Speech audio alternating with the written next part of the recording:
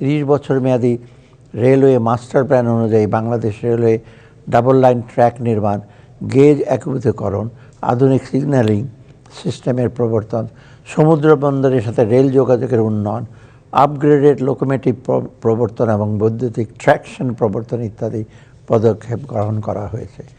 ঢাকা হতে ভাঙ্গা হয়ে যশোর পর্যন্ত রেল চলাচল শুরু হয়েছে এবং যমুনা রেলওয়ে সেতুর নির্মাণ কাজ শেষে রেল চলাচল শুরু হয়েছে।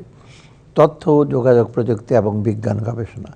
প্রিয় দেশবাসী, ক্যাশলেস সোসাইটি বিনির্মাণ, আর্থিক সুশাসন প্রতিষ্ঠা এবং আর্থিক অন্তর্ভুক্তি ফাইন্যান্সিয়াল ইনক্লুশনের পরিসর বৃদ্ধিতে মোবাইল আর্থিক সেবা MFS গুরুত্বপূর্ণ ভূমিকা রাখছে।